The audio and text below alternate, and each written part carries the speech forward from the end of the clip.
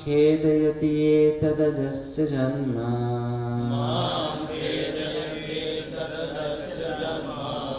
मां खेदयति एतदजस्य जन्म विडम्बनं यद्वसुदेवगेहे विडम्बनं यद्वसुदेवगेहे व्रजे च वासोरिभयादिव स्वयं व्रजे च वासोरिभयादिव स्वयं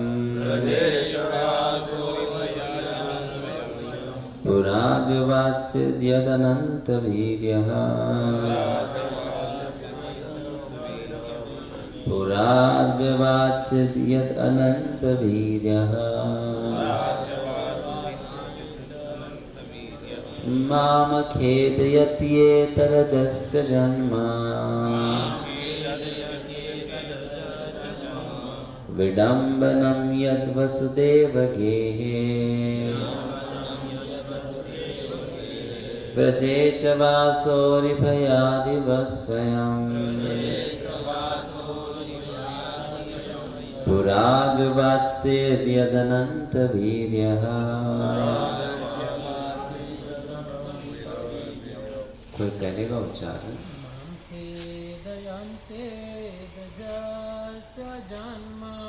मां खेदयत्येतदजस्य जन्म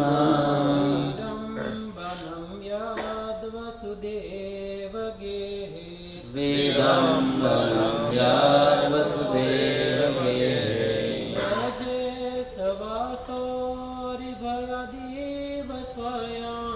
व्रजे च वासोरिभयादिव स्वयं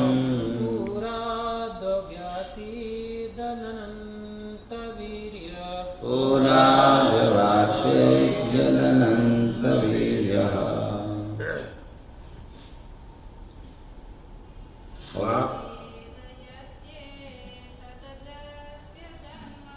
मां खेदयत्येतदजस्य जन्म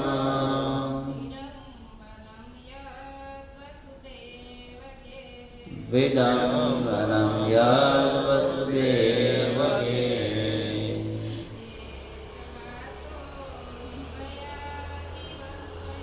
व्रजे च वासोरिभयादिव स्वयं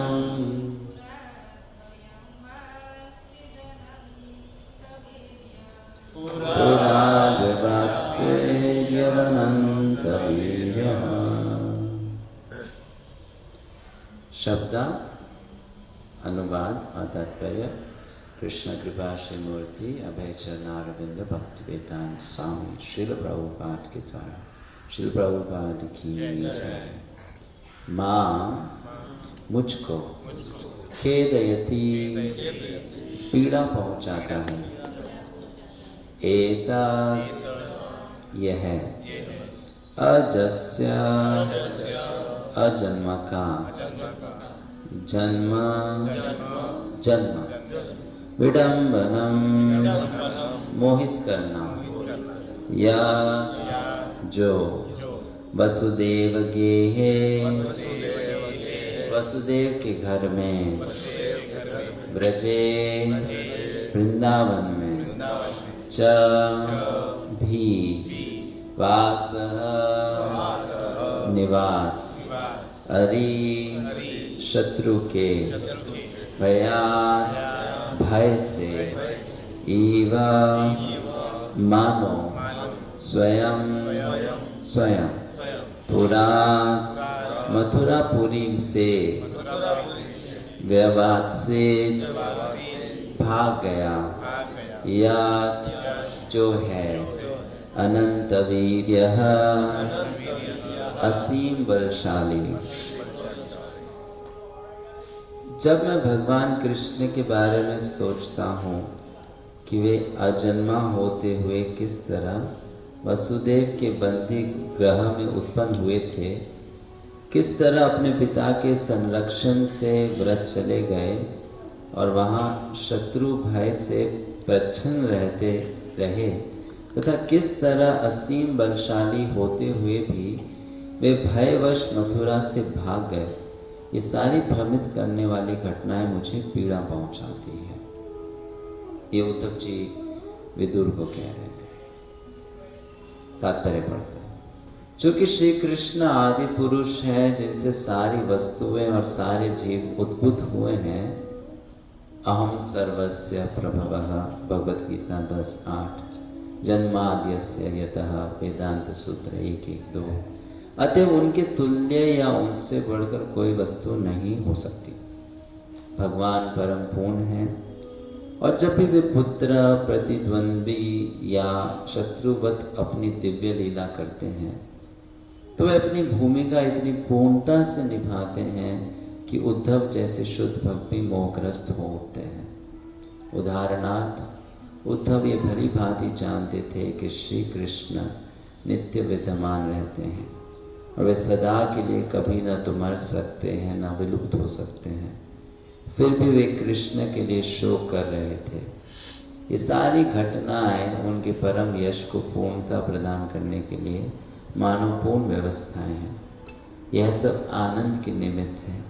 जब पिता अपने नन्हे बेटे के साथ खेलता है और वह ज़मीन पर लेट जाता है, मानो बेटे द्वारा पराजित हो गया हो, तो यह केवल उस नन्हे बेटे को आनंद प्रदान करने के लिए है और कुछ नहीं।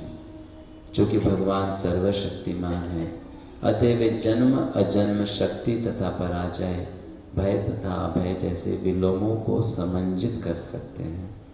एक शुद्ध भक्त भली भांति जानता है कि भगवान के लिए विरोधाभासों को समंजित करना कैसे संभव है, किंतु वह उन अभक्तों के लिए शोक करता है जो भगवान के परम यशों को न जानते हुए उन्हें इसलिए काल्पनिक सोचते हैं क्योंकि शास्त्रों भगवान को भगवान के रूप में समझ लेते हैं और अपूर्णताओं से युक्त अपने समान उन्हें नहीं मानते, तो सब कुछ संभव हो जाता है। ओम ज्ञानतिमिरान्धस्य ज्ञानाञ्जनशलाकया चक्षुरुन्मिलितं येन तस्मै श्रीगुरवे नमः। श्रीचैतन्यमनोभीष्टं स्थापितं येन भूतले स्वयं रूपः कदा मह्यं ददाति स्वपदान्तिकम्। वन्देऽहं श्रीगुरो श्रीयुतापदकमलं श्रीगुरुं वैष्णवांश्च श्रीरूपं साग्रजातं सहगणा रघुनाथान्वितं तं सजीवं साद्वैतं सावधूतं परिजनसहितं कृष्णचैतन्यदेवं श्रीराधा कृष्णपादान् सहगणा ललिता श्रीविशाखान्वितांश्च। नमो विष्णुपदाय कृष्णपृष्ठाय भूतले श्रीमते भक्तिवेदान्तस्वामिनिति नामिने। नमस्ते सारस्वते देवे गौरवाणी प्रचारिणे निर्विशेष शून्यवादी पाश्चात्यदेशतारिणे। नमो महावदन्याय कृष्ण प्रेम प्रदायते कृष्णाय कृष्ण चैतन्य नामिने गौरतुषे नमः। हे कृष्णा करुणा सिंधो दीनबंधो जगत्पते गोपेशा गोपिका कांता राधा कांता नमोस्तुते। तप्त कांचन गौरांगी राधे वृंदावनेश्वरी वृषभानुसुते देवी प्रणमामि हरिप्रिये। वाञ्छाकल्पतरुर्भ्यश्च कृपा सिन्धुभ्येव च पतितानां पावनेभ्यो वैष्णवेभ्यो नमो नमः। जय श्री कृष्ण चैतन्य प्रभु नित्यानंद श्री अद्वैत गदाधर श्रीवासादि गौरभक्तवृंद। हरे कृष्णा कृष्णा कृष्णा हरे हरे, हरे राम राम राम हरे हरे। हरे कृष्णा। तो आप सभी भक्तों का स्वागत करते हैं इस कार्यक्रम में। हमें यहाँ पहली बार आने का अवसर मिला है तो धन्यवाद देंगे प्रभु जी को जिन्होंने यहाँ हमें आमंत्रित किया। श्रीमद् भागवतम में प्रसंग चल रहा है बहुत सुंदर कि विदुर जी तीर्थ करते करते उद्धव से मिल जाते हैं और उद्धव से वो भगवान के अप्रकट होने के बाद भगवान के बारे में कुछ जानना चाहते हैं। तो जब उद्धव जी को ये पता चलता है कि कृष्णा अप्रकट हो चुके हैं तो उनके जो हृदय की भावनाएं हैं वो इन श्लोकों में व्यक्त हो रही है। जब बच्चा छोटा होता है, नवजात शिशु, तो उसको माँ अपना दूध पिलाती है। फिर जैसे वो बड़ा होने लगता है तो माँ उसको ऐसा भोजन देती है जो बहुत कठिन नहीं हो पचाना, बहुत ही सॉफ्ट हो स्टमक के लिए। वो ऐसा माँ क्यों करती है? ताकि उस बच्चे को जो हार्ड खाद्य वस्तु है, अन्न है, उसके पचाने की शक्ति उसमें आ जाए। उसका पेट अभी बहुत नाजुक है, तो धीरे धीरे धीरे भोजन में ज़्यादा प्रोटीन हो, विटामिन्स हो, मिनरल्स हो, कार्बोहाइड्रेट्स हो, जो अलग अलग पदार्थ होते हैं, वो देना शुरू करती है। वैसे ही एक व्यक्ति के जीवन में भी आध्यात्मिकता और उसको पचाने की शक्ति बढ़ती है। जब व्यक्ति आध्यात्मिकता में नया होता है तो भगवान के गुह्य विषयों को समझ नहीं पाता, भक्ति से संबंधित गुह्य विषय को नहीं जान पाता। धीरे धीरे उनको समझने की और पचाने की क्षमता बढ़ती है। उद्धव जी उस क्षमता के जो उच्चतम स्तर है उस पर पहुंच गए हैं और वो उस स्तर पे आने के बाद इन भावनाओं को व्यक्त कर रहे हैं ना। अभी उद्धव जी किस व्यवस्था में है अपने जीवन में? वो संन्यास आश्रम है। पहले तो वो भगवान कृष्ण के साथ मित्र रहे, उनके मंत्री रहे, उनके सचिव रहे, उनको वो सुझाव देते थे। फिर भगवान तो शरीर छोड़ते नहीं है, अप्रकट होने लगे तो उन्होंने उद्धव को कहा कि उद्धव तुम यहाँ से अब बद्रिक आश्रम चले जाओ। उद्धव को भगवान ने गीता सुनाया, उसे उद्धव गीता कहते हैं। अर्जुन को भी सुनाया था, अर्जुन को कहा था संन्यास मत लो। उद्धव को सुनाया तो उद्धव को कहा संन्यास ले लो, है ना। वही गीता है, अंतर नहीं है, सेम भगवत गीता ही है। लेकिन अर्जुन को कहा संन्यास मत लो, युद्ध लड़ो, और उद्धव को कहा तुम संन्यास ले लो और तुम एकांत स्थान में निवास करो। तो संन्यास उद्धव ले चुके हैं और अब वो उस अवस्था में इन भावों को व्यक्त कर रहे हैं। एक व्यक्ति कहते हैं कि व्यक्ति को दिन में कुछ समय भगवान के लिए निकालना चाहिए। जैसे आज मंगलवार है तो आपने कुछ समय भगवान के लिए निकाला है। जैसे वो एक दिन में थोड़ा सा समय भगवान के लिए निकालता है, वैसे 15 दिन में एक पूरा दिन भगवान के लिए निकालना चाहिए। उसे एकादशी कहते हैं। जैसे एक दिन में थोड़ा समय निकालता है, 15 दिन में पूरा एक दिन निकालना चाहिए, वैसे उसे कुछ महीनों में 2-3 दिन निकालने चाहिए। उसको यात्रा कहते हैं, कहीं तीर्थ में चले गए, है ना। उसके बाद में जैसे कि वो कुछ महीनों में 2-3 दिन निकालता है, वैसे उसे पूरे वर्ष में एक मास, एक महीना निकालना चाहिए, जिसे कार्तिक कह सकते हैं, पूरा महीना भगवान की भक्ति। और वैसे ही उसे अपने पूरे जीवन काल में एक भाग इसी के लिए निकाल देना चाहिए, उसको संन्यास कहते हैं। लेकिन वो अवस्था में वो पहुंचेगा कैसे? जैसे कि बच्चा रोटी, दाल, सब्जी, चावल, लड्डू, मक्खन, ये सब खाने की अवस्था में कब पहुंचता है? जब वो शुरुआत करता है पहले दूध से, फिर थोड़ा कुछ और खाता है, फिर कुछ खाता है, फिर आप उसको 56 भोग दो तो पचा सकता है ना।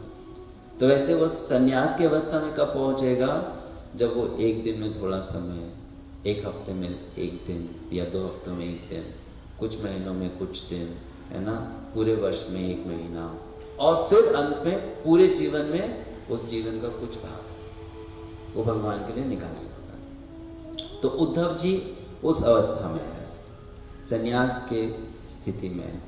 अभी वो संन्यास की स्थिति में कैसी है, उनकी परिस्थिति या मनोस्थिति कैसी है कि उनको भौतिक जो चिंता होती है, जिस कारण से व्यक्ति भौतिक धरातल पर कर्म करता है, कार्य करता है, वो चिंता उनको नहीं है। वो मुक्त है भौतिक चिंताओं से, और अब वो भगवान के कार्यों में अपने मन को लीन कर चुके हैं। तो उनके हृदय में कुछ भाव व्यक्त हो रहा है। ये भाव उस व्यक्ति के हृदय में व्यक्त नहीं होगा या वो उसको नहीं समझ पाएगा जो उस चेतना के स्तर पर नहीं पहुंचा है, वो अप्रिशिएट नहीं कर पाएगा, है ना, क्योंकि वो अभी उस स्तर पर आया नहीं है। तो यहाँ पर क्या भाव व्यक्त हो रहा है कि उद्धव जी हालांकि पूरी तरह से जानते हैं कृष्ण पूर्ण पुरुषोत्तम भगवान है, वही तो समझाने के लिए वो गोपियों के पास गए थे, वही तो समझाने के लिए वो गोपी को कह रहे थे, वैराग्य विद्या गोपी को सिखा रहे थे कि संसार में सब कुछ नश्वर है, संसार का संबंध कभी भी शाश्वत रूप से नहीं रहता है, टूट जाता है। तो वही उद्धव जो गोपियों को विडंबना से निकालने के लिए गए थे, वही उद्धव अभी यहाँ पर खुद विडंबना में है। क्यों? क्योंकि वो नहीं समझ पा रहे कि ये कैसे हो गया, भगवान कैसे चलेगा, है ना। तो भगवान के कुछ कार्यों को यहाँ पर बता रहे हैं कि मैं इनको सोचता हूँ, स्मरण करता हूँ, तो मैं मोहित हो जाता हूँ। जैसे कि जो पूर्ण पुरुषोत्तम भगवान है, जो अनंत वीर्य है, इतने वीर, वो इतने शक्तिशाली हैं, वो कुछ भी कर सकते हैं, उनको डर के मारे एक कारागार में जन्म लेना पड़ा, डर के मारे उनको मथुरा छोड़ना पड़ा, डर के मारे उन्हें यशोदा नंद के घर में रहना पड़ा, डर के मारे। और फिर वो कहते हैं आगे, वही भगवान डर के मारे भी बहुत बार युद्ध भूमि से भाग जाते थे, गायब हो जाते थे, छुप जाते थे। तो वो तो ये सब घटनाएं मुझे मोहित कर रही है, विडंबित कर रही है। तो भी आपसे एक प्रश्न पूछना चाहिए, जिसके पास ज्ञान है वो व्यक्ति मोह में कैसे पड़ सकता है? ज्ञानवान व्यक्ति तो मोह में नहीं पड़ता है। तो उद्धव जी मोह में कैसे पड़ गए? उनको ये मोह कैसे आ गया? अभी हमको लगेगा ये मोह में पड़ गए तो वैसे हम भी संसार में मोह में पड़ जाते हैं, ये एक ही होगा, लेकिन वो एक नहीं है, वो अलग है। कैसे अलग है? उदाहरण आपको देते हैं। आचार्य बलदेव विद्याभूषण भगवद गीता पे टीका लिखते हैं तो एक बात समझाते हैं। वो बोलते हैं 2 प्रकार की ज़मीन है, इसमें आप बीज बोओगे ये भी पौधा देगा, उसमें बीज बोओगे वो भी पौधा देगा, ठीक है। पौधा दोनों से आएंगे, तो पौधा आएगा तो दोनों में पत्तियां भी आएंगी, फल भी आएंगे, वो फल नीचे टूट के गिरेगा, उस फल को खाया भी जा सकता है। लेकिन वो कहते हैं कि एक ज़मीन है भौतिक शक्ति और दूसरी ज़मीन है आध्यात्मिक शक्ति, है ना। जब एक बद्ध जीव कोई भी कार्य करता है, उसका अनुभव वो भौतिक ज़मीन में उगाया हुआ पौधे का फल होता है। और एक भगवान का भक्त कोई भी कार्य करता है तो उसका अनुभव एक आध्यात्मिक ज़मीन में उगाए हुए पौधे का फल का होता है। तो भौतिक ज़मीन में उगाया हुआ फल होगा, अगर उसको हम खाएंगे, अगर उसको खाकर हमें दुख होता है, और अगर आध्यात्मिक ज़मीन में उगा हुआ फल है उसको हम खाएंगे और उसको खाकर जो दुख होता है, ये दोनों दुख एक जैसे नहीं होते। इस दुख में सुख है और यहाँ के सुख में भी दुख है। यहाँ का सुख दुख है, दुख तो दुख है ही, वहाँ का सुख सुख है, दुख भी सुख है। तो हालांकि यहाँ उद्धव जी विडंबित है, लेकिन उनकी विडंबना वैसी नहीं है जैसे कि एक माया से ग्रस्त व्यक्ति विडंबित होता है। इस विडंबना में भी हृदय में आनंद भरा पड़ा है, सुख है ना। लेकिन एक सामान्य व्यक्ति क्या सोचेगा कि ये भी हमारे जैसे ही शोक कर रहे हैं। जैसे कि कोई अपना शरीर छोड़ देता है तो व्यक्ति शोक करता है ना, कि हाय हाय मेरा व्यक्ति पहचान वाला जिसको मैं प्रिय मानता था मर गया। तो ऐसा लग सकता है ये भी शोक कर रहे हैं, ये भी दुख में है, लेकिन ऐसा नहीं है। तो प्रश्न ये उठता है, क्या वो बटन है जिसको दबाने से पूरी काया पलट जाएगी? क्या वो करना होगा जिससे कि वो जमीन जो भौतिक शक्ति की है वो आध्यात्मिक बन जाएगी? वो क्या करना, क्या करना है हमें? उसको प्रभुपाद जी कहते हैं कृष्ण भावना भावित होना। कृष्ण भावना भावित होना कोई बहुत कठिन बात नहीं है। आपको बस एक स्विच ऑफ करके दूसरा स्विच ऑन कर देना, बस वही करना है। क्या है? अपना अस्तित्व क्या है उसको समझ लेना है। एक बार वो व्यक्ति समझ गया, फिर वो जो भी कार्य करे वो भक्तिमय कार्य ही है।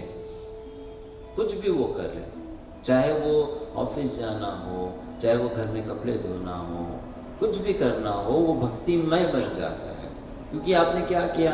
आप बीज बोना नहीं छोड़े हैं, आपने बस जमीन को बदल दी। आप दूसरी जमीन में बीज बोना शुरू कर दिए हो, है ना। जैसे कि उदाहरण आपको देते हैं, आपने पतंग उड़ता हुआ देखा होगा कभी। तो अगर आप जो व्यक्ति पतंग उड़ा रहा है उसके हाथ को देखोगे, क्या आपको उसके हाथ को देखकर पता चल जाएगा कि पतंग ऊपर जा रही है कि नीचे जा रही है? जो पतंग उड़ा रहा है उसका हाथ को देखोगे, उससे पता चलेगा कि पतंग ऊपर है कि नीचे है? नहीं पता चलेगा। क्यों? क्योंकि चाहे पतंग ऊपर जाए नीचे जाए, वो तो डोर खींचता ही है ना। वो तो खींचता ही है ना, चाहे ऊपर जा रहा हो या नीचे जा रहा हो, उसका हाथ तो एक ही दिशा में चलता है। ऐसा नहीं है ऊपर उड़ाने के लिए वो ऐसे ऐसे हाथ को चलाता है ना, और नीचे लाने के लिए ऐसे ऐसे करता है, ऐसे नहीं करता है। चाहे ऊपर पतंग जाए नीचे जाए, हाथ तो एक ही दिशा में चलता है। तो प्रभुपाद जी कहे कि वैसे ही भक्त और अभक्त आप देखोगे तो कार्य तो एक ही तरीके से करते हैं, लेकिन एक की पतंग ऊपर उड़ रही है, दूसरे की कट रही है ना। एक की ऊपर जा रही, दूसरे की नीचे जा रही है। देखने में लगेगा ये दोनों तो वही कर रहे हैं, अंतर कुछ नहीं है, लेकिन अंतर है क्योंकि वो भौतिक जमीन पर बीज बो रहा है और ये आध्यात्मिक पर बो रहा है ना।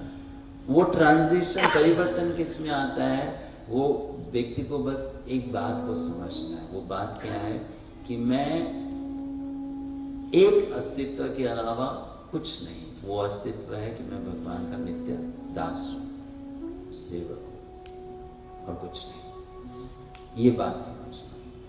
ये बात व्यक्ति समझ गया तो वो जो भी करेगा वो भक्ति है, और वो नहीं समझा तो वो जो भी करेगा बाहर से वो भक्ति जैसा भी लगता हो, भक्ति नहीं है। मैं दास हूं, दास हो हम, इस भावना को समझना। इस भावना में आध्यात्मिक आनंद छिपा पड़ा है। केवल इस भावना में हम बोलते हैं ना आध्यात्मिक सुख हमें मिलता है। वो आध्यात्मिक सुख हमें कोई कार्य करके नहीं मिलता है। उस कार्य को हम उस दास की भावना से करते हैं तो वो सुख मिलता है। नहीं तो आप उसी कार्य को, जैसे कि भगवान को चामर डुलाना है, उनकी आरती उतारनी है, उनका श्रृंगार करना है, उनके लिए भोग बनाना है, अगर उसी कार्य को हम स्वामी भाव से करने लगे तो उस कार्य में भी सुख नहीं मिलेगा, उस कार्य में भी आध्यात्मिक आनंद नहीं मिलेगा। लेकिन हम छोटा सा छोटा कार्य भी अगर दास की भावना से करेंगे तो हमको उसमें सुख मिलने लग जाएगा। तो ये उद्धव जी के हृदय में बात है, और उस भाव के कारण वो भगवान की इन लीलाओं को जो स्मरण कर रहे हैं तो उनके हृदय में ऐसी बातें प्रकट हो रही है, क्योंकि वो भगवान को अपना मानते हैं। तो इसलिए एक भक्त के जीवन में कठिनाइयाँ हो, परेशानियाँ हो, मन विचलित होता हो, दुख आता हो, तो उस भक्त को ऐसा नहीं सोचना चाहिए कि मेरे जीवन में और सामान्य इंसान के जीवन में क्या अंतर है। ऐसा नहीं सोचना चाहिए कि भाई हम भी तो वैसा ही जीवन जी रहे हैं जैसे दूसरे लोग जी रहे हैं, कुछ ज़्यादा फर्क तो पड़ा नहीं, बहुत फर्क पड़ा है। ऐसा हमें लगता है कि फर्क नहीं पड़ा, बहुत फर्क पड़ा है, बहुत अंतर है। बहुत अंतर है। जैसे कि एक भक्त के अपने सगे संबंधी के मरने में रोना और एक सामान्य इंसान के अपने सगे संबंधी के मरने की अवस्था में रोना, दोनों अलग अलग है, बहुत अंतर है। जैसे कि फॉर एग्जाम्पल प्रभुपाद जी खुद समझाते हैं कि एक सामान्य इंसान के परिवार में कोई मर जाता है तो व्यक्ति क्या सोचता है कि देखो ये कमाते थे, अब ये चले गए, कौन कमाएगा? ये पैसा देते थे तो हमारा घर चलता था, इंद्र तृप्ति होती थी, अब कौन अब कौन ला के देगा? लेकिन एक भक्त के परिवार में कोई व्यक्ति शरीर त्याग देगा तो वो कैसा सोचेगा कि इनके कारण हम भक्ति में आए थे, अब इनका संग छूट गया, ये भक्ति में हमारा मार्गदर्शन कर रहे थे, इनके कारण भक्ति हो जाती थी, साथ साथ में सहयोग मिलता था, तो वो भक्ति के आधार पर रोता है ना, कि हाँ अब वो भक्त का संग नहीं मिलेगा। ये भी रोएगा, सामान्य व्यक्ति भी रोएगा, लेकिन रोने का कारण अलग है, अंतर है। अभी इसी अंतर के आधार पर एक व्यक्ति भगवत धाम जा रहा है और दूसरा व्यक्ति भगवत धाम नहीं जा रहा, केवल इसी के आधार पर। तो ये इस बात को समझना बहुत जरूरी है। इसलिए प्रभुपाद जी जितने भी प्रवचन दिए, उन्होंने हर प्रवचन में, हर स्थान में, सामने कोई भी क्यों न बैठा हो, इसी बात पर बल डाला है कि व्यक्ति जान ले कि हम कृष्ण के नित्य दास हैं। क्योंकि वो अगर व्यक्ति जान लिया तो फिर वो भक्त बन गया, और वो अगर नहीं जाना तो भागवत पढ़ लो, गीता पढ़ लो, मंदिर चले जाओ, भक्त नहीं बने। और वो जान गया तो वो भक्त बन गया, और अगर भक्त बन गया तो फिर उसको इन कार्यों में, भागवत पढ़ना, गीता पढ़ना इत्यादि, वो रमन, उसमें वो रमने लगेगा, उसको अच्छा लगने लगेगा, क्योंकि उसके हृदय में भी वही भावनाएं आने लगेगी जो उद्धव जी के हृदय में यहाँ पर आ रही है ना। उसको इसमें आनंद आने लगेगा, सुख मिलने लगेगा कि भगवान इतने महान होकर, अनंत वीर्य होकर भगवान इस प्रकार की लीलाएं करते हैं, ये उनका विशेष गुण है। प्रभुपाद जी तात्पर्य में लिखते हैं कि भगवान अजन्मा है, वो जन्म नहीं लेते, बल्कि सब कुछ उनसे आता है। अहम सर्वस्य प्रभवः मत्तः सर्वं प्रवर्तते जन्माद्यस्य यतः। और वो जो कुछ भी कार्य करते हैं वो एक दिव्य लीला है, लेकिन वो इतने अच्छे तरीके से करते हैं कि उनके शुद्ध भक्त भी कभी कभी मोहित हो जाते हैं। वो भी नहीं समझ पाते कि ये भगवान है क्या, इतना अच्छे से वो नाटक करते हैं, है ना। जैसे उदाहरण ब्रह्मा जी का आता है। ब्रह्मा जी स्वयं विष्णु के पास गए थे, भूमि परेशान है, सहायता के लिए आ जाइए। और विष्णु ने कहा था ठीक है, कुछ ही समय में मैं आ रहा हूँ। और ब्रह्मा जी को ये भी कहा आप सभी देवी देवताओं को बोल दीजिए कि वो भी तैयार हो जाए, मैं जब अवतरित होऊंगा उनको मेरे साथ में जुड़ना होगा और मेरे कार्य में सहायता करनी होगी। ये जानने के बावजूद भी कि भगवान आ रहे हैं, जब वो आ गए कृष्ण के रूप में और उन्होंने अपनी लीला शुरू कर दी, तो वही ब्रह्मा जी उन्हीं भगवान की लीला को देखकर मोहित हो गए कि कैसे कर सकते हैं, कैसे उन्होंने इस पहला बात तो उनको सबसे ज़्यादा आश्चर्य किस चीज़ का लगा कि इस खेचरी को, इस पूतना को कैसे मुक्ति मिल गई। ये तो बहुत बड़ी राक्षसी थी। दूसरा, वो भगवान ने कैसे अघा नामक इतने बड़े असुर को मार दिया।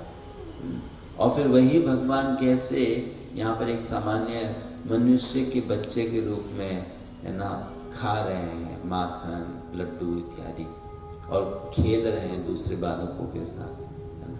तो ब्रह्मा जी को वो भ्रम आ गया, भ्रम पड़ गया वो। लेकिन उनके भ्रम में पड़ना, एक सामान्य व्यक्ति के भ्रम में पड़ना अंतर कैसे है कि हालांकि वो भ्रम में पड़े, भगवान ने उनकी सहायता की कि कैसे वो भ्रम से निकल सके।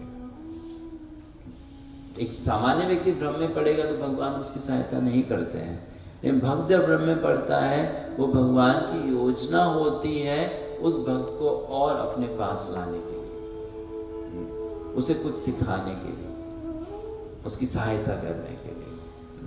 तो ये चीज हमें यहाँ देखने को मिल रही है। भक्ति रसामृत सिंधु ग्रंथ में श्रील रूप गोस्वामी कहते हैं, व्यक्ति भक्ति में आता है भगवान के भक्तों के संग के कारण, लेकिन उसका भक्ति में ज्ञान बढ़ता है शास्त्रों का अध्ययन करने से, और उसकी भक्ति में शुद्धता आती है वैराग्य का पालन करने से। संग में भक्तों का आएगा तो भक्ति आएगी, ज्ञान बढ़ेगा शास्त्रों का अध्ययन करने से, लेकिन भक्ति की शुद्धता बढ़ेगी वैराग्य के कारण। तो भगवान क्या करते हैं, इस शुद्धता को बढ़ाने के लिए वो अपने भक्तों को ऐसे अनुभव में डालते हैं, ऐसी परिस्थितियों में डालते हैं कि वो लाचार हो जाएं और उनके जीवन में वैराग्य आ जाए, ताकि उनकी भक्ति बहुत गाढ़ी हो जाए, उसकी क्वालिटी को सुधारने के लिए।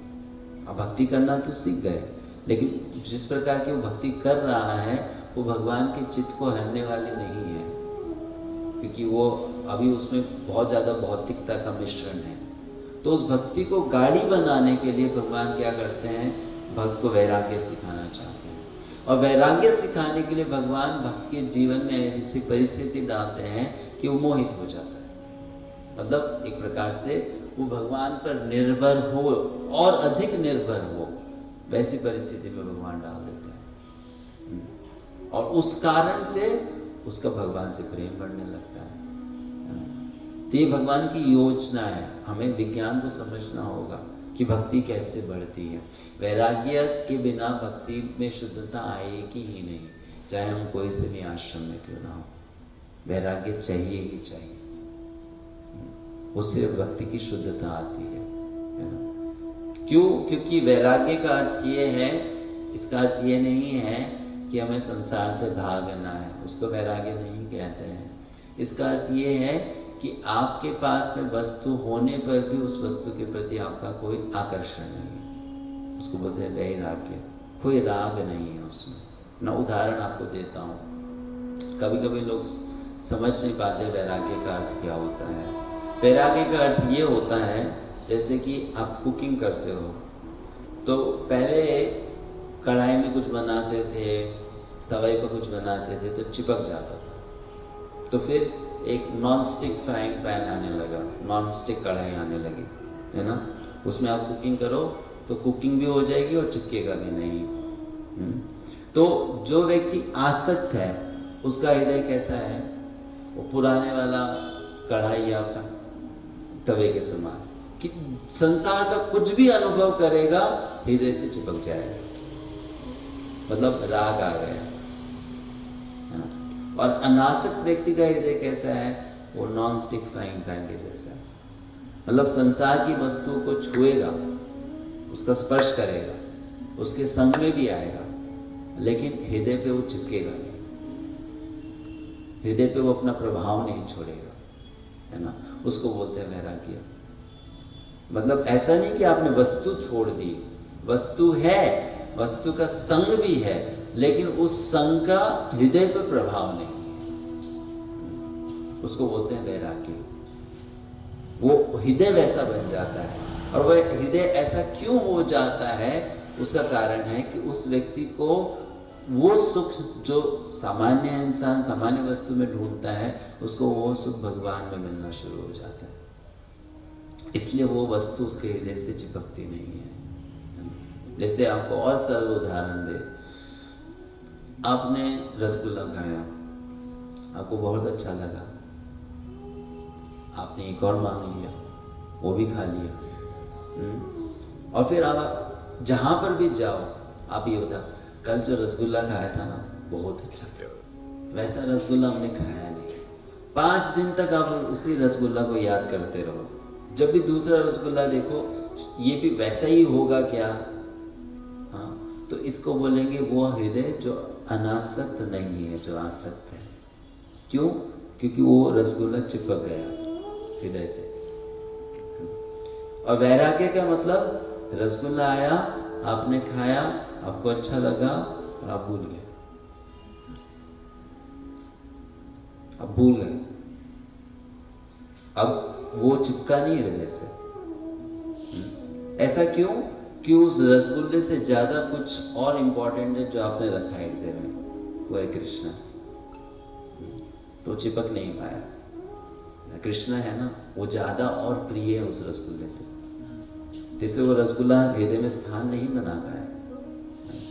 और जब वो हृदय में कृष्णा नहीं है तो उस रसगुल्ले ने हृदय में स्थान बना लिया। तो ये वैराग्य है। इस वैराग्य से भक्ति की शुद्धता बढ़ती है। मतलब शुद्धता मतलब वो भक्ति एकाग्र चित्त वाली हो जाती है, 100% मन उसमें लग जाता है। व्यवसाय आत्मिका बुद्धि पूरी तरह से। जैसे उदाहरण आपको दें, आप किसी व्यक्ति से बात कर रहे हो और व्यक्ति अपना फोन चला रहा है, अब उससे वो बात कर रहे हैं और अपने फोन पे काम कर रहे हैं, अब वो कैसा लगेगा? अच्छा नहीं लगेगा। क्यों अच्छा नहीं लगेगा? क्योंकि वो अपना 100% ध्यान आपके प्रति नहीं दे रहा है ना। लेकिन वो 100% आपकी आंखों में आंखें मिलाकर, जैसे आप बोल रहे हो, भावों को व्यक्त कर कर बात कर रहा है, आपको बड़ी संतुष्टि होगी क्योंकि उसने अपना 100% आपको दिया।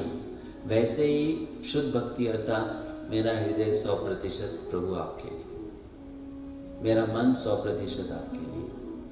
तो वैसे भाव में व्यक्ति भगवान के साथ संबंध जोड़ता है तो भगवान को परम संतुष्टि मिलती है कि उसने अपना सर्वस्व दे दिया है ना।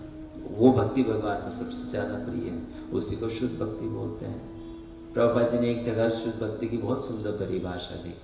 उन्होंने कहा शुद्ध भक्ति का अर्थ ये है कि आप ये जान लो कि मेरे पास जो भी है और मैं जो भी हूँ वो 100% मुझे भगवान को देना है। इसको बोलते शुद्ध भक्ति। जैसे कि आप काम करने गए, 10,000 तनख्वाह आपको मिली, आप आए घर पे अपने पिताजी के हाथ पे रख दिए, पिताजी 10,000 का 10,000 आपका, मेरा एक भी नहीं, मैं इसी घर में तो रहता हूँ, आपका घर है, खाता हूँ, पहनता हूँ, जो आप देते हो सब कुछ, तो ये 10,000 आपका। तो प्रभु जी की शुद्ध भक्ति बिल्कुल वैसा ही है कि मुझे जो भी मिला और मैं जो भी हूँ वो सब कुछ आपका भगवान, उसको शुद्ध भक्त कहेंगे क्योंकि उसने सर्वस्व भगवान को दे दिया। तो वैसे स्तर पर व्यक्ति इन भावों को अनुभव कर पाता है, जैसा उद्धव जी कर रहे हैं कि उसका हृदय निर्मल हो जाता है। और आगे हम सुनेंगे उद्धव जी ऐसा सोच रहे थे तो वो कुछ समय के लिए आध्यात्मिक जगत में प्रवेश कर लिए और फिर वहाँ से वो दोबारा भौतिक जगत में आया, विदुर से बातें करने लगे फिर से। तो इस प्रकार ये प्रसंग है। अभी आपको कोई प्रश्न है तो आप पूछ सकते हैं। 10 हो गया इस प्रसंग पे, या कोई और प्रश्न आपको?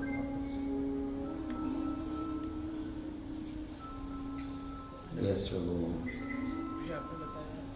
आपने बताया कि ब्रह्मा जी का विडंबना हुआ था।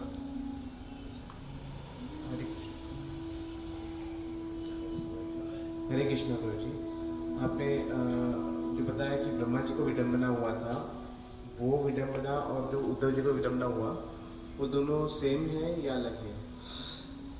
सेम है भी नहीं भी है। कैसे सेम नहीं है? कि उद्धव जी और ब्रह्मा जी की भक्ति का स्तर सेम नहीं है। और सेम क्यों है? क्योंकि दोनों भक्त हैं, तो इसलिए सेम भी है कि भगवान अपने भक्तों के साथ में वैसा ही व्यवहार करेंगे जिससे उनकी भक्ति बढ़े। तो उस प्रकार से सेम है, क्योंकि चाहे उद्धव जी विडंबना में हो या ब्रह्मा जी विडंबना में हो, अंततः दोनों की भक्ति में वृद्धि हुई है ना। दोनों भगवान के निकट आए हैं। और सेम क्यों नहीं है? क्योंकि ब्रह्मा जी की भक्ति का स्तर और उद्धव जी की भक्ति का स्तर सेम नहीं है, तो इसलिए सेम नहीं भी है।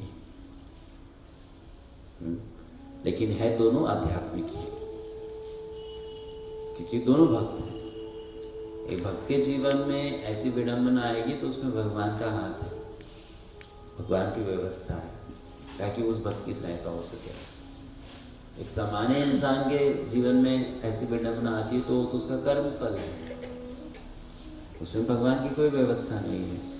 उसने कर्म ऐसे किए थे, उसकी बुद्धि ऐसी है तो विडंबना आ गई। लेकिन ब्रह्मा जी तो भक्त हैं। जी ब्रह्मा जी का जो विडंबना हुआ था वो भौतिक स्तर पे था या आध्यात्मिक स्तर पे? वो आध्यात्मिक स्तर पर है, आध्यात्मिक स्तर पर है। भगवान चाहते हैं कि वो ऐसा मोहित हो जाए। क्यों? भगवान सिखाना चाहते हैं ना उनके द्वारा हमें कि आप भी, जब ब्रह्मा जी विमोहित हो सकते हैं, आप क्यों नहीं हो सकते। इसलिए श्रीमद् भागवतम में हमें एक बात समझना चाहिए, श्रीमद् भागवतम में जितने भी पात्र हैं वो चाहे पॉजिटिव रोल प्ले कर रहे हो या नेगेटिव रोल प्ले कर रहे हो, वो भगवान के हाथ की कठपुतलियां हैं, है ना। जैसे आप महाभारत देखते हो, महाभारत में दुर्योधन और उसके भाई हो गए नेगेटिव रोल, पांडव हो गए पॉजिटिव रोल। लेकिन ऐसा नहीं है कि दुर्योधन और उसके भाई जो हैं वो चुने नहीं गए उस कार्य के लिए, वही भगवान के द्वारा चुने गए हैं, भगवान की ही कठपुतली है, ताकि वो दोनों अपना अपना रोल निभाएंगे तो शिक्षाएं बाहर निकल कर आएंगी कि हाँ ऐसा नहीं होना है, ऐसा होना है। इसलिए तो देखिए दुर्योधन कौन है? राम जी का शिष्य है ना। तो भगवान ने जब भी महाभारत लीला होती है तो भगवान इन पात्रों को चुनते हैं और वो अपना अपना कार्य करते हैं। इसलिए श्रीमद् भागवतम में आप जो भी नेगेटिव कैरेक्टर देखते हो वो वास्तविकता में भगवान की व्यवस्था में वो उस कार्य को निभा रहा है, भगवान ने उसको चुना है, तो भगवान की व्यवस्था है। इसलिए उसके जीवन में ऐसा अनुभव होना, एक सामान्य इंसान के जीवन में अनुभव होना, वो सेम नहीं होगा, एक हो ही नहीं सकता। तो ब्रह्मा जी विमोहित हो गए, जैसे अर्जुन विमोहित हुआ, नहीं हुआ? हुआ ना। तो ब्रह्मा जी क्या कहते हैं कि अर्जुन बच जीव है?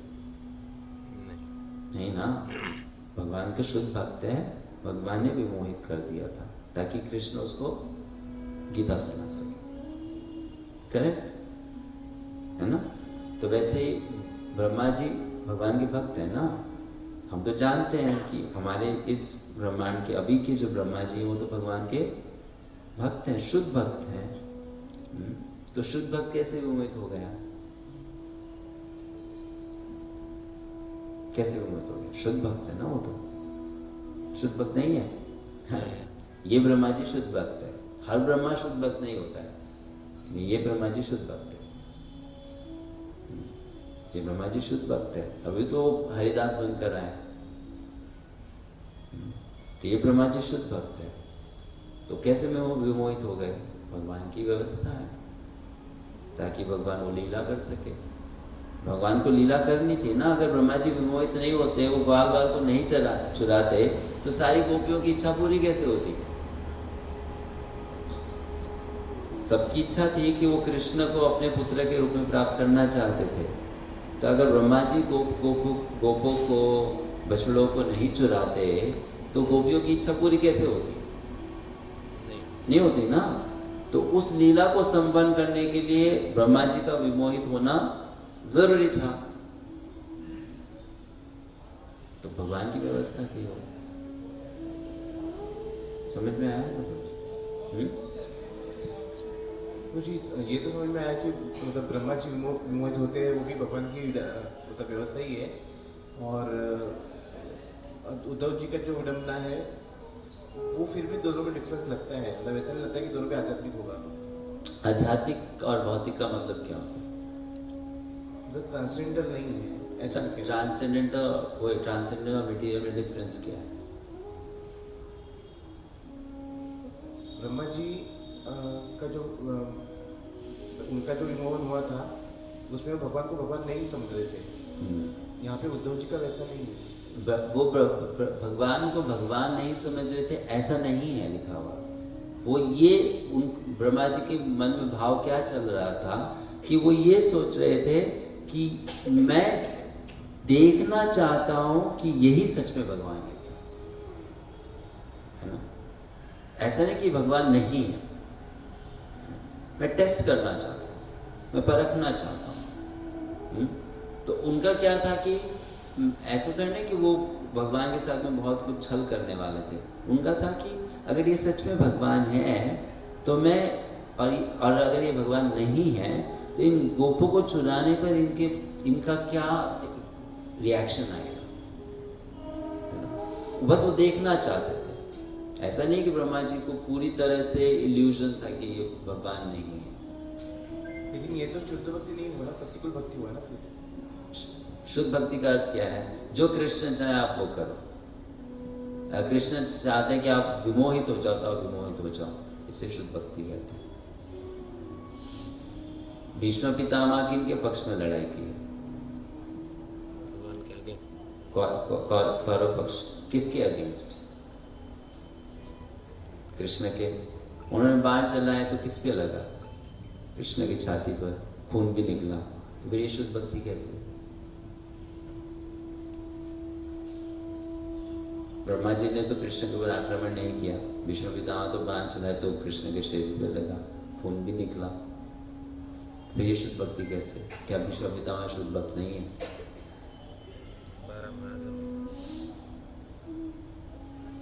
है ना? तो उन्होंने बाण चलाया कि कृष्ण चाहते थे। तो अगर कोई भक्त, शुद्ध भक्त विमोहित भी होता है, वो विमोहित इसलिए हो रहा है क्योंकि कृष्ण चाहते कि विमोहित हो जाए। इसलिए हम शुद्ध भक्तों के लक्षणों के आधार पर नहीं डिसाइड कर सकते कि ये शुद्ध भक्त है कि नहीं है। वो हमारा अधिकार ही नहीं रहता है। वो शुद्ध भक्त है ये आचार्य प्रमाणित करेंगे, हम कैसे डिसाइड कर लेंगे? क्योंकि वो लक्षण को देखने के लिए जो दृष्टि चाहिए वो हमारे पास में है ही नहीं, वही नहीं। तो ब्रह्मा जी शुद्ध भक्त हैं, लेकिन वो इस प्रकार व्यवहार कर रहे हैं कि शुद्ध भक्त नहीं है। इसलिए भागवतम के चरित्रों को देखकर, भगवान के संगी गणों के चरित्रों को देखकर हम कैलकुलेट नहीं कर सकते प्योर डिवोटी कि नहीं है। वो पॉसिबल ही नहीं है। हम केवल अपने चरित्र को देखकर, व्यवहार को देखकर कैलकुलेट कर सकते हैं, वैल्यूएट कर सकते हैं, उनके साथ नहीं कर सकते। भगवान किसी को विमोहित करेंगे तो वो व्यक्ति ऐसे ही विमोहित होगा जैसे मानो वो एक बद्ध जीव हो। कुरुक्षेत्र की युद्ध भूमि में कौन रो रहा है? दुर्योधन या अर्जुन? दुर्योधन रो रहा है, अर्जुन रो रहा है ना? अर्जुन रो रहा है ना? तो अभी आप बोलोगे देखो दुर्योधन को तो कोई शौक ही नहीं है और अर्जुन को शौक है, तो दुर्योधन ज़्यादा अच्छा कर्तव्यनिष्ठ व्यक्ति पता चल रहा है और अर्जुन तो मोहित हो गया, कमज़ोर पड़ गया। तो अर्जुन तो शुद्ध भक्त हो ही नहीं सकता है। लेकिन हमें कैसे पता चलता है वो शुद्ध भक्त है? प्रभा जी बोलते हैं शुद्ध भक्त है तो पता चलता है। और जो लोग प्रभुपाद जी की गीता नहीं पढ़े हैं वो अर्जुन को एक सामान्य मनुष्य ही मानते हैं, है ना? वो नहीं समझते कि अरे ये शुद्ध भक्त है। वो तो ऐसे ही सोचते कि अर्जुन की बुद्धि खराब हो गई थी, भगवान ने गीता सुनाए तो उसको थोड़ा सा समझ में आया कि कर्तव्य क्या है ना? वैसे ब्रह्मा जी भगवान के भक्त हैं, हमें लगता है कि वो भक्त नहीं है, भक्त हैं। भगवान ने उस परिस्थिति में उनको डाला है। तो भगवान अपने ही भक्तों को यूज करते हैं सिखाने के लिए, और वो उनके भक्तों की विशेषता है कि वो ऐसे नेगेटिव रोल प्ले करने के लिए भी तैयार हो जाते हैं क्योंकि उनकी शरणागति बहुत है। जैसे भीष्म पितामह, वो भगवान के इतने शुद्ध भक्त हैं कि भगवान चाहते हैं तुम विपक्ष से लड़ो, लोग तुम्हारी निंदा करेंगे, तुम्हारा नाम खराब होगा, लेकिन तुम वही करो, वही तुम्हारी सेवा। तो भीष्म पितामह ठीक है, आपकी सेवा के लिए कौरवों के पक्ष में लड़ना पड़ेगा तो हम वो भी करेंगे। इसलिए हमें बड़ा सावधान रहना चाहिए। हम भक्तों के बाहरी कार्यों को देखकर उनको अगर जज करने लगेंगे, इवैल्यूएट करने लगेंगे, तो इसलिए श्लोक आता है वैष्णव क्रिया मुद्रा विज्ञेन भुजा। वैष्णव की क्रिया मुद्रा को विज्ञा, एक बड़ा विज्ञ मतलब जानकार व्यक्ति भी नहीं समझ पाता है कि वैष्णव होकर ऐसे कैसे कर सकता है। तो व्यक्ति को बड़ा सावधान रहना चाहिए, बड़ा सावधान रहना चाहिए। भगवान के शुद्ध भक्त अलग अलग किरदार निभाते हैं हमें सिखाने के लिए, और वो जो कर रहे हैं वो शुद्ध भक्ति नहीं। इसका मतलब वो नहीं कि वो शुद्ध भक्ति नहीं, वो कर रहे हैं वो शुद्ध भक्ति नहीं है। इसका मतलब नहीं कि वो शुद्ध भक्त नहीं है। वो शुद्ध भक्त उस शुद्ध भक्त न होने का ड्रामा कर रहे हैं ताकि भगवान उसको दंड दें। तो फिर शिक्षा हमारे लिए आ जाएगी ना, हम सीख पाएंगे कि हमको ऐसा नहीं करना है। इसका मतलब ये नहीं कि वो व्यक्ति अभक्त है। ठीक है, भगवान सहायता करने के लिए, जीवों की सहायता करने के लिए इस प्रकार की व्यवस्था करते हैं। जैसे उदाहरण फिर से, जिस व्यक्ति, कोई व्यक्ति के बारे में अगर आपसे कोई ऐसा वर्णन करे कि उसने मूर्तियों को तोड़ा, भगवान के मंदिरों को तोड़ा, भगवान के भक्तों की हत्या की, उनको परेशान किया, प्रताड़ित किया, है ना, स्त्रियों का बलात्कार किया, धन चुराया, ये सब किया, तो क्या वो शुद्ध भक्त हो सकता है? नहीं हो सकता ना। लेकिन जय विजय ने ये सब कार्य किया।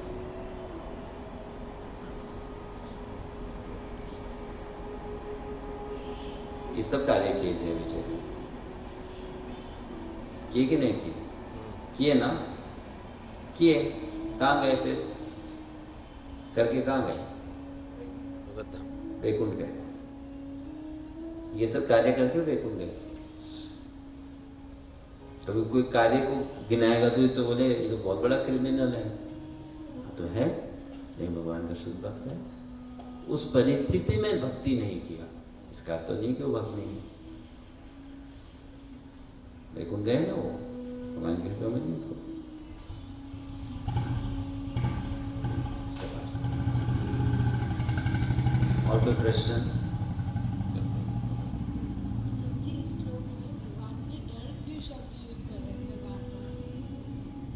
वो स्मरण कर रहे हैं कि कैसे भगवान डरते हैं, भय को प्रकट किए, भय को दिखाए अलग अलग परिस्थितियों में, है ना।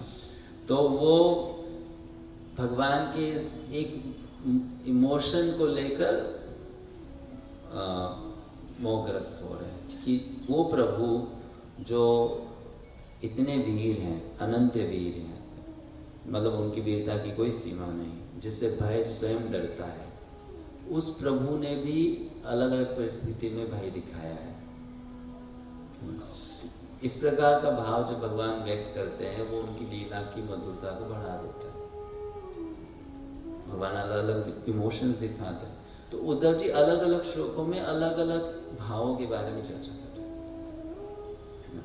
जैसे कुछ श्लोक पहले गोपियों के बारे में बताया, अभी भगवान के भयभीत होने के बारे में बता रहे हैं। तो वो भगवान के साथ उनके जो अलग अलग अनुभव हुए हैं, जो उन्होंने अपनी आंखों से भगवान को लीला करते हुए देखा है या सुना है, उसमें भगवान ने अलग अलग जो भाव व्यक्त किए हैं उसका स्मरण कर रहे हैं। उस हिसाब से तो भगवान डर रहे हैं, उस चीज़ का स्मरण करके वो भी विमोहित हो रहे हैं।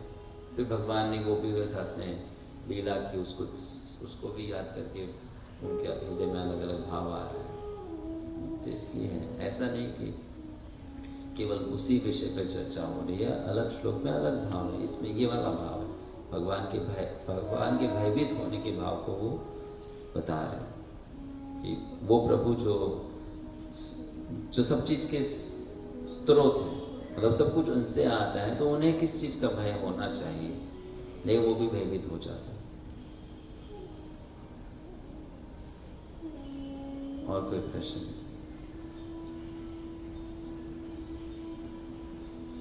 नहीं, आपका हाथ उठाया था आपने नहीं? ठीक है, समाप्त करें, समय भी और ग्रंथ राम। शुद्ध भक्ति के लिए क्या करना पड़ेगा? शुद्ध भक्ति के लिए क्या करना पड़ेगा? तो जी शुद्ध भक्ति के लिए शुद्ध भक्तों का संग करना पड़ेगा। और कोई तरीका नहीं है शुद्ध भक्त बनने का। शुद्ध भक्तों के सानिध्य में ही शुद्ध भक्ति हो सकती है, क्योंकि शुद्ध भक्ति ज्ञान से नहीं होती है। ऐसे शुद्ध भक्ति का मैंने परिभाषा पढ़ लिया तो मुझे शुद्ध भक्ति करना आ जाएगा, ऐसा नहीं होगा। हम जब शुद्ध भक्तों के संग में रहेंगे और हम देखेंगे कि वो कैसे भगवान से प्रेम करते हैं, तो वो प्रेम हमारे हृदय में एक लालसा पैदा करेगा, एक इच्छा कि मैं भी भगवान से ऐसे प्रेम करना चाहता हूँ। जब वो इच्छा आएगी तो वो इच्छा रूपी बीज फिर श्रवण कीर्तन से उसका सिंचन होता है और फिर वो शुद्ध भक्ति का पौधा बनेगा हमारे लिए।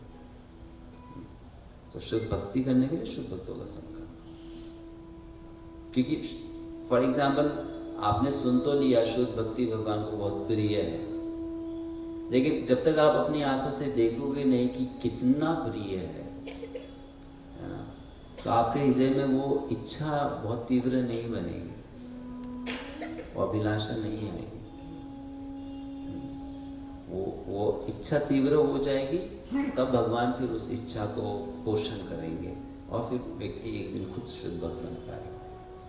इसलिए शुद्ध भक्तों का संग चाहिए शुद्ध भक्ति करने के लिए, तभी शुद्ध भक्ति हो सकती है, नहीं तो नहीं हो सकती। हमें सीखना होगा, हमें देखना होगा, उनके संग में आकर जो जिस प्रकार से वो भगवान को चाहते हैं, भगवान के प्रति शरणागत हैं, उससे प्रेरणा लेना होगा, तब हम शुद्ध भक्ति कर पाएंगे। वो सबसे पहला बात है, इच्छा करनी। समझेगा कैसे शुद्ध भक्त है कौन? कैसे समझेगा शुद्ध कभी भक्त? कभी दिखने में अच्छा लगता है पर अंदर से खोखलापन रहता है, तो कैसे समझेगा? तो हमें हाँ, शुद्ध भक्त कैसे समझेगा कि कोई भक्त शुद्ध भक्त है कि नहीं है? उसके लिए आपको दो चीज़ें करनी होंगी। एक तो आपको उस व्यक्ति के साथ में समय बिताना होगा, निकटता से। आसन पे बैठकर शुद्ध भक्त बनने का दिखावा करना बड़ा आसान है ना? तो उसको तब देखना होगा जब वो आसन पे नहीं बैठा है, तब देखना होगा कि वो किस प्रकार का भक्त है, पहली बात। और दूसरी बात, आचार्य बताते हैं कि हमें भगवान से प्रार्थना करनी चाहिए, क्योंकि हम देखने वाले नहीं हैं, देखने वाले तो वो हैं। हम तो देख नहीं सकते, हमारी आंखों से हम क्या देखेंगे? हमारी आंखें तो दोषपूर्ण आंखें हैं, वो तो जो सही नहीं है उसको दिखाती है, जो सही है उसको छुपा भी देती है, गलत को सही मान लेते हैं, सही को गलत मान लेते हैं। तो हम तो इन अपूर्ण इंद्रियों से वास्तविकता को देख ही नहीं सकते, तो हम क्या देखेंगे?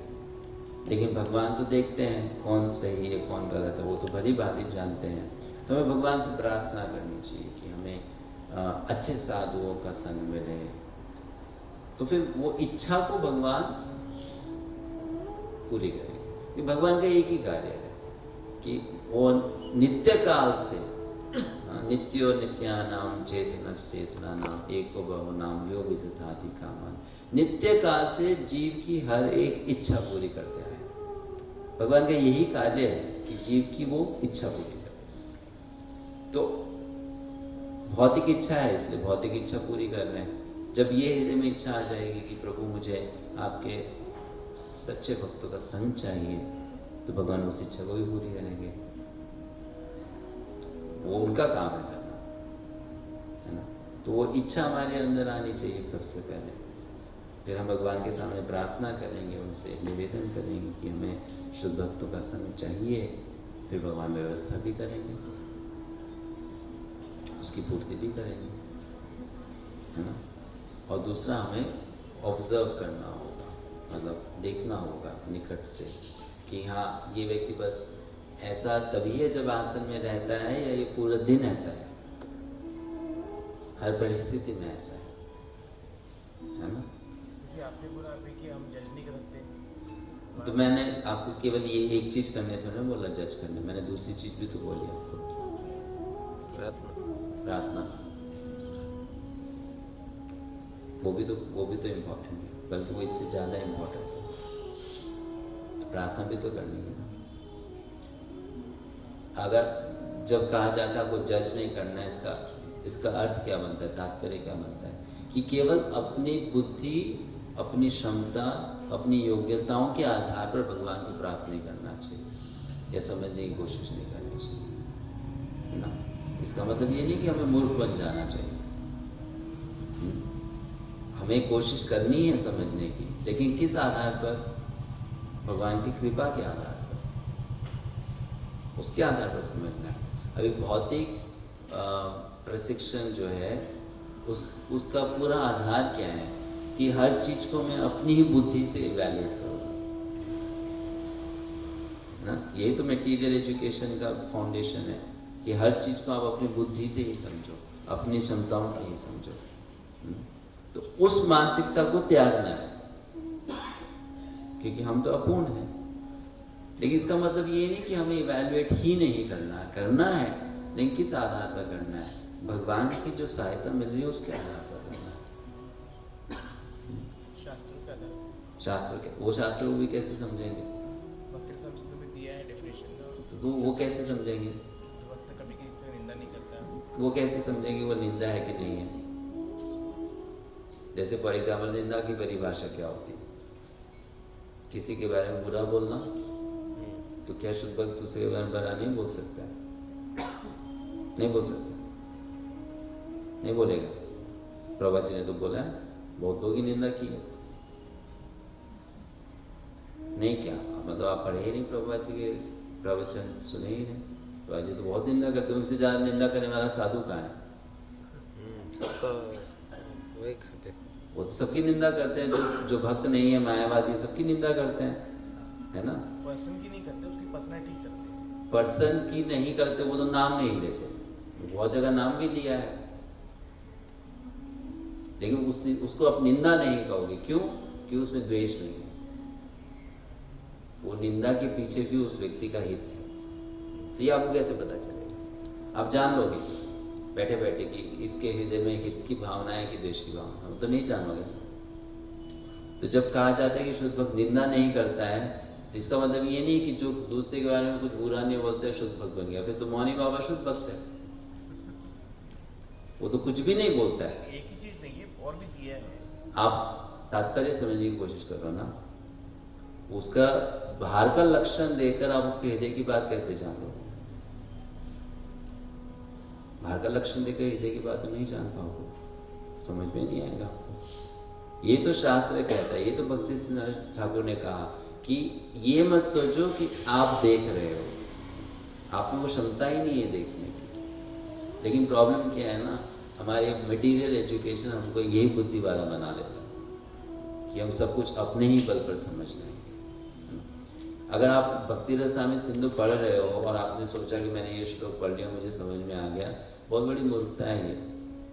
वो श्लोक को सही तरीके से पढ़ने की क्षमता भी भगवान से ही मिलेगी, समझने की क्षमता भी भगवान से मिलेगी। तो हमें उनकी उस कृपा पर निर्भर होकर उसको पढ़ना चाहिए।